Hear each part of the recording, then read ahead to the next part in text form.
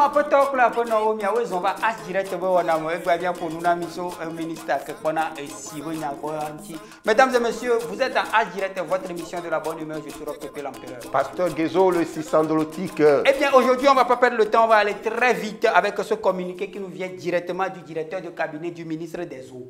C'est-à-dire, le ministre des Eaux libre de l'hydrogène, des forages et des puits portait à la connaissance de ses clients et de la population qu'il est strictement interdit de creuser des forages sans permission. C'est-à-dire que vous courez des peines allant de l'interdiction de l'usage de l'eau à une répression à coups de gaz lacrymogène. Nous informons la population que désormais notre ministre le plus important est tombé dans l'eau. Plouf, waterproof. Mon frère, c'est un je me lave. Ok. Boum. Voilà. Waterfly. Donc, toute pensée de forage est interdite. Tout projet de forage est donc proscrit sans autorisation. Sinon, avancez 5 mètres et vous verrez comment on va vous rentrer dedans. Signé le ministre des Eaux libres, de l'hydrogène, des forages et des puits de Gometolo. Pasteur Guézo, voilà le communiqué qui nous vient directement du directeur de cabinet du ministre des Eaux, de l'hydrogène, des forages et des puits. Alors, qu'en penses-tu donc que... Bon, moi, je voudrais d'abord poser une question. Et nous qui avons creusé les puits chez nous? Non, mais les puits... C'est-à-dire que les gens prennent les puits pour faire les forages. Donc, si vous avez déjà un puits, c'est que vous avez un projet de forage. Donc, en clair, les puits sont les papas des forages. Donc, vous devez avoir demandé la permission. C'est-à-dire que la nappe phréatique appartient à la TDE. Qui les a vendus ça? Ils ont acheté ça pendant la colonisation. Donc, voilà. Et bon, à la lueur où vont les choses. Est-ce que la société aussi ne va pas... Si tu as une boutique, par exemple... Et tu veux électrifier, il faut demander autorisation. Bon, parce que c'est quel ministre? Le ministre de la Foudre.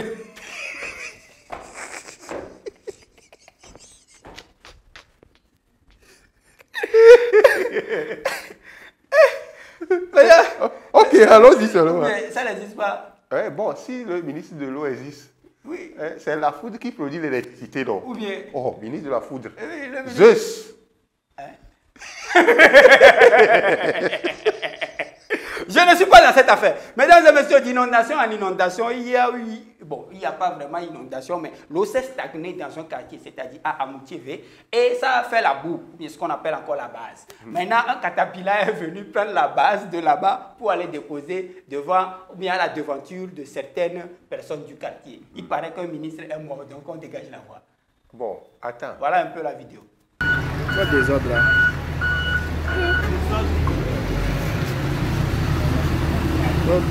Con color là, on va bouger là.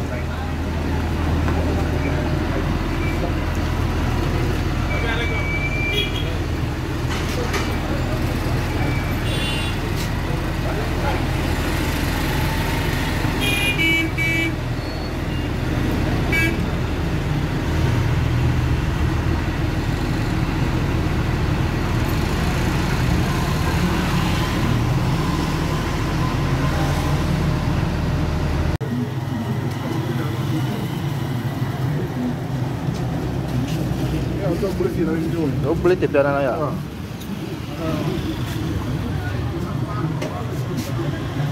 Berarti wajah tu pada lagi sah. Wajah tu pada. On va goûter en dehors wajah tu. Bon, vous-même vous avez vu, mais je vais poser une question. Pose la question. Aujourd'hui, je suis là pour répondre. Bon, est-ce que ils vont enterrer le ministre là-bas, ou bien c'est comment? Là-bas, c'est un cimetière. Ah, maintenant pourquoi on dégage le truc pour aller mettre ailleurs? Toi-même, tu sais que nous sommes en Afrique, nous sommes au Togo, plus précisément à Lomé. Quand quelqu'un meurt, on va pour saluer dans la maison. Donc, pour que la voie soit dégagée, pour que les saluteurs passent librement, tranquillement, sans ambiguïté. Pour que les saluteurs passent librement, sans encombre, sans préoccupation, il faut dégager la voie. Bon. Il faut enlever la boue là-bas. Bon, quand on enlève la boue, d'habitude, moi, je sais qu'on met beaucoup de sable et les caterpillars là, ils viennent remblayer. Voilà. Maintenant, pourquoi ils viennent prendre la boue pour aller verser chez quelqu'un d'autre? C'est parce que personne n'est encore mort là-bas. Si vous voulez qu'on enlève la boue devant votre devanture, il faut aussi que quelqu'un meure chez vous. Bon. Comme ça, les saluteurs, à cause des saluteurs, on va dégager la boue. Sinon, jusque-là, nous sommes dans notre droit. Voilà. Donc, H Direct a trouvé une solution pour vous. Voilà. Donc, on dit que dernier hommage aux morts. Voilà. Donc, actuellement, le ministre Gali a tous les droits. Voilà, Bon, donc il doit être respecté. Pas lui, ça depuis. Ok, ça depuis Voilà. sera respecté parce que il est bon.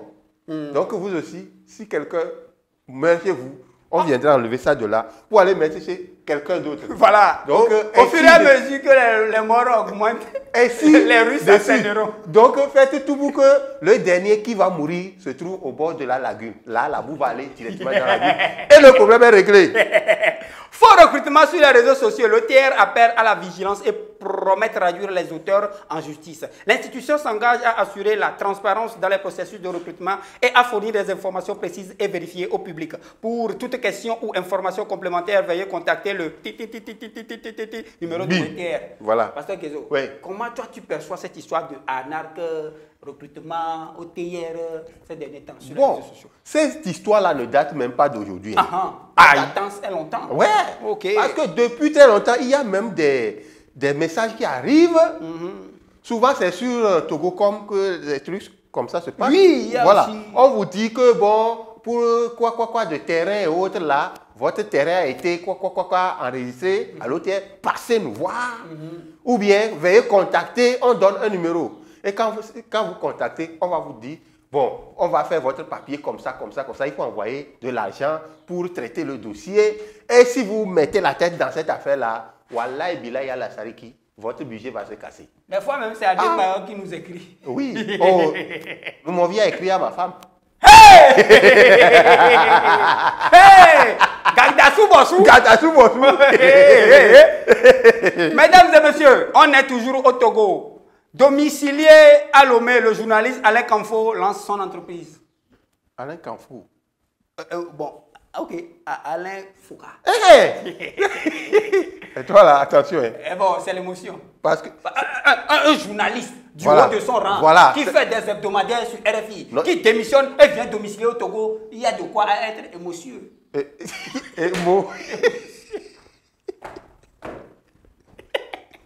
Eh les enfants, ne regardez pas ça, on dit émotif. Non, n'essayez pas ça chez vous. Vous pouvez vous blesser. Allez, on évolue. Donc, c'est comme ça que, bon, on ne sait pas, il s'est passé quoi, mais le journaliste, le très célébrissime journaliste, que tous les Africains aiment d'ailleurs, a décidé de quitter la chaîne internationale RFI, Radio Fianfi International. Voilà, pour venir s'installer au Togo. Donc, ça veut dire qu'on a de la matière au Togo. Parce qu'il n'a pas choisi le Togo au hasard.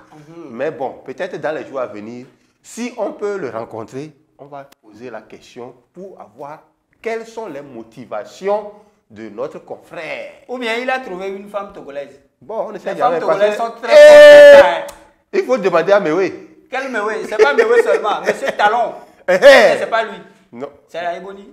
bon, c'est Yaïboni. Ah. Ouais, mais Mewe, lui, il a... Ah, Lui-même, il a juré. Il a juré. Il y a Ah. Daouda, le sentimentaux. ouais. Ils sont nombreux. Non, ils sont nombreux. Les Togolaises vont vous ramener. Vous Bon. pouvez aller au ciel revenir. Oh, donc, si tu trouves une Togolaise chez nous, nous, on t'accueille. De toutes les façons, avant de venir, il faut savoir que des malfrats tirent sur des policiers. Ouais, donc c'est grave. Que s'est-il donc passé? Voilà, il s'est passé que la patrouille policière était en plein boulot, c'est-à-dire en train de sécuriser notre territoire pour que le paisible citoyen puisse dormir tranquillement la nuit. Et quand ils ont aperçu deux individus qui étaient à moto avec une télé. Donc, En clair, la télé a été volée, Voilà. la moto a été volée. Voilà. Donc la télé volée est transportée sur, Sur la moto volée. Ou par des voleurs qui ont volé des armes. voilà. Ou bien ils n'ont pas volé. Tu es trop inspiré. Hein? Ou bien, Spiramento. Donc, les policiers, bon, en les voyant, bon, à première vue, ils n'ont rien dit. Mais les gars, ils ont paniqué. Donc à deuxième vue. À deuxième vue, ils ont tiré dans la direction. C'est qu'ils connaissaient mal le policier togolais. Ah, la riposte a été immédiate. Ou bien. Et ils ont fui, ils ont abandonné et la moto et la télé. En tout cas, notre nouveau ministre de la Défense vient directement de la France. Ah, donc, faites attention. Vous-même, vous savez. Vous savez comment la répression est là-bas, non? Voilà, les bases militaires, on ne blague pas avec ça. Hey, c'est musclé. Mesdames et messieurs, avant de terminer, pendant qu'on interdise l'eau, il y a 1 milliard de personnes qui ont des besoins d'eau, des soins de santé, d'éducation. Toujours à Togobala. On va faire comment? De toutes les façons, c'est pour eux qu'on vous interdit de creuser les forages. Ah, ok. Donc, on va tout virer chez ceux qui en ont besoin. Oui. Et il faut noter, bon, si vous avez des compétences en hôtellerie, il y a le ministère de la Culture et du Tourisme qui recrute des directeurs pour les hôtels d'État. Aïe. Il y a combien d'hôtels d'État? Il y en a plusieurs, hein. Mais celui que moi je maîtrise beaucoup, c'est celui du 30 août à Palimé. À Palimé? Oui. Il y a hôtel d'État de Palimé, la présidence. Il y a un autre à Dapaon. La présidence, l'Assemblée nationale. Oh. C'est pas hôtel d'État. Mon frère, faut clôturer, on va partir. Moi je pensais que c'était l'hôtel. Mesdames et messieurs, à Gillette d'aujourd'hui. Hey. Bao. Hey.